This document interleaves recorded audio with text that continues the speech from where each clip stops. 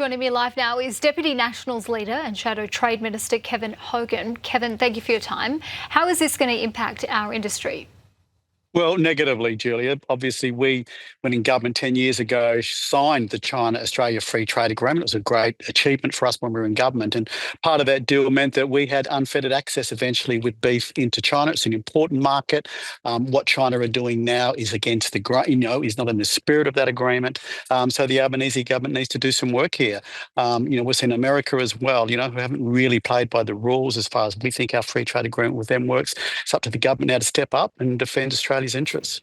Are you worried China will increase restrictions on any of our other imports as a way of boosting their domestic supply? Well, look, at the moment, they're talking about their own domestic beef industry. So I think at the moment it's just contained to that specific sector. But that being said, when you do a free trade agreement, you abide by the rules. The rules-based order of trade has really suited Australia. It's been good economically for us. We sold $650 billion worth of stuff overseas last year. We signed a lot of free trade agreements when we were in government. It's the economic driver of our nation. So we want other countries to play by the rules. Should the Australian government be directing some of its anger to Donald Trump, given that these tariffs have had an impact on China's decision, the tariffs imposed by the US?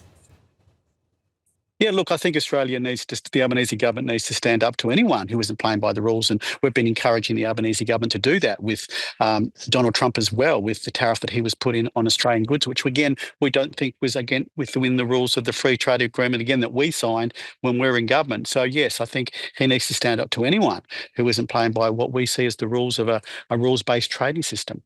So how do we counter this? Are there other markets that will take more of our premium beef product? Look, I think there will be, and in fact, America being one of them who, are importing a lot of beef at the moment as well. We have really top quality beef. It's got a good reputation. It's clean.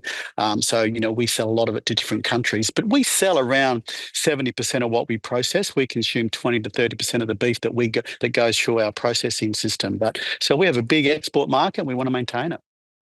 And we've already heard Donald Trump previously drop some of the duties he was planning to impose on Australian beef. And I think a lot of our Aussie beef is used in everything from, Big Macs to other dishes on the menu in the US. So I guess that is an opportunity there. I do want to bring you to this ski resort tragedy. We've seen one Australian injured.